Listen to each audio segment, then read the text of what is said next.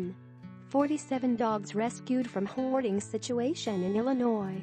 Staff and volunteers with the South Suburban Humane Society in Chicago Heights have been caring for nearly 50 dogs rescued from a hoarding situation in the Illinois town of Peatone. All of them appear to be under-socialized. Emily Clem, CEO of the Humane Society, told the Chicago Tribune. They're all in need of a lot of TLC. The situation was discovered on October 26 after emergency medical staff responded to a call for a woman needing assistance at the property.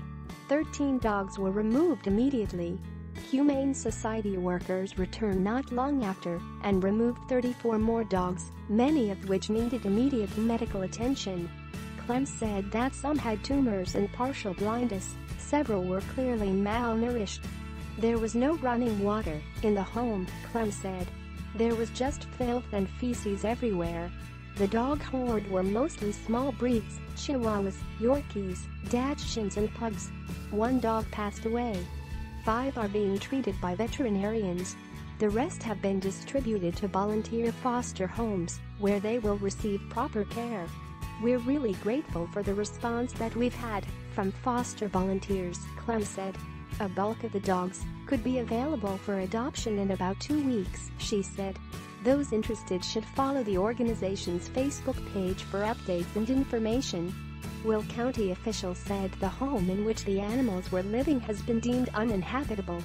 The owner, who voluntarily signed the dogs over to the Humane Society, has not been charged yet, but Clem said it was clear that residents were running a puppy mill. 2. Total of 22 dogs rescued from high-kill shelters.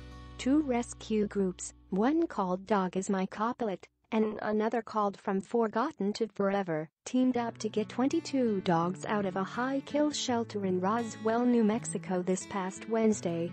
They were flown into Colorado, where about half of them will be cared for throughout the state, and the other half will make their way to shelters in Salt Lake City, Utah. All of the dogs that were rescued were death row dogs, meaning if this rescue hadn't happened, all of these dogs would have been put down, according to Jennifer O'Connor, who organized the event. There were many different organizations waiting to take the dogs in as they landed.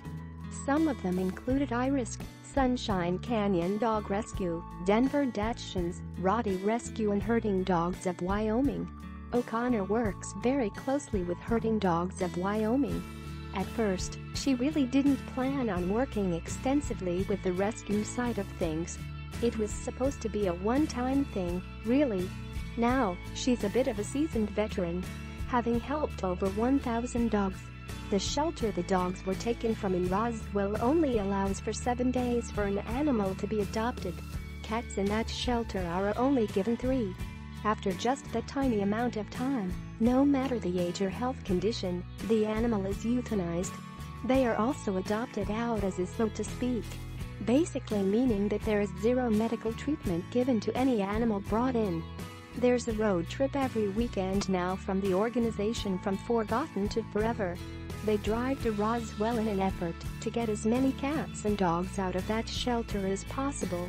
One of the members, Suzanne Lively, said this most recent effort was amazing. Instead of dogs being in there that would have died, they're going to be saved and go to a great home, and we're saving lives, she said. So the more kennels that are here today, the more lives we're saving. Peter E. Rourke is the president and founder of Dog Is My Copilot, DIMC.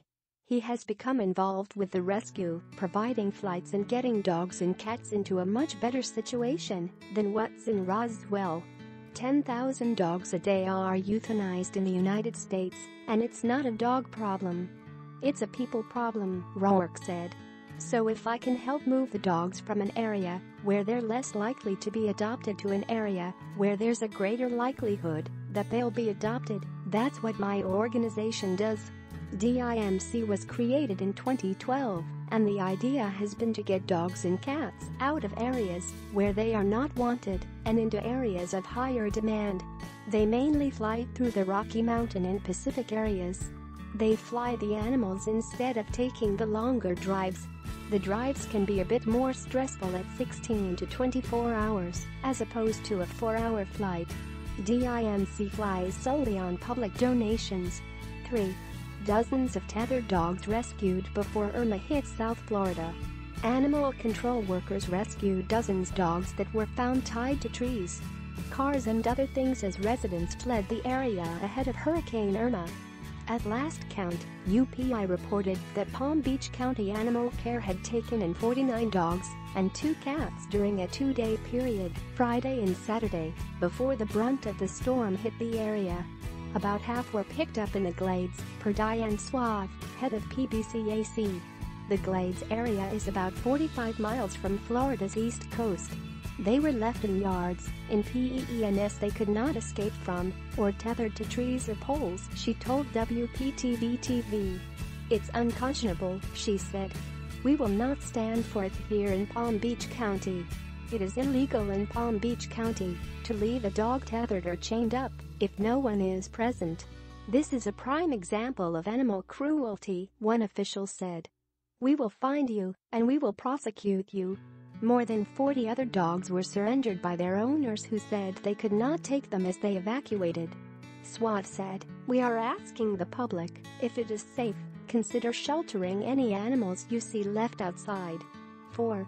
30 badly neglected dogs rescued in Riverside County, California.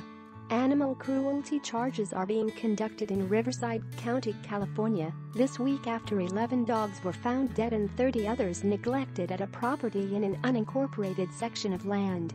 The owner of the property, suspected to be a breeder, was not at the location, according to John Walsh, a spokesman for the Riverside County Department of Animal Services, who spoke with California news outlet KTLA.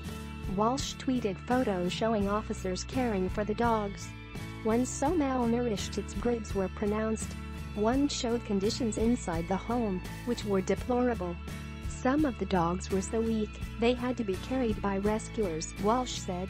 The dogs were transported to the San Jacinto Valley Animal Campus, where they were examined and receiving treatment, according to Welsh, who added that none of the dogs were available for adoption. 5. Terrified dogs rescued from under a trailer after fireworks display. Fireworks displays can be beautiful things. However, for many dogs they are nothing but a loud, terrifying noise and bright flash in the sky. On New Year's Eve in San Antonio, Texas, it's not at all uncommon for there to be a fireworks display at midnight. In fact, it's a bit of a tradition in the area. Thanks to Katie's roadside rescue, some dogs that were scared by the New Year's Eve display were rescued and returned safe and sound. They went around San Antonio after the celebration was over and helped to rescue any dogs that were missing. 6. 45 dogs rescued and 11 people arrested in Ohio dog-fighting raids.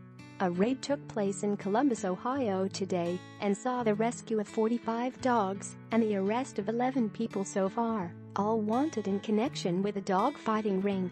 Columbus police and Franklin County deputies descended on 4 separate properties today in the raid, and there may be more arrests on the way. The police became involved in investigating the fighting ring after an investigation was launched by the Capital Area Humane Society. According to Sergeant Rich Weiner, the Humane Society found about 15 dogs before law enforcement was involved. The property on Clarendon Avenue alone had 20 dogs removed from it. Rescuers said that the dog in this location were in decent shape medically, however dogs taken from the other properties were not so lucky. Many of them showed scars consistent with fighting and were in general poor health.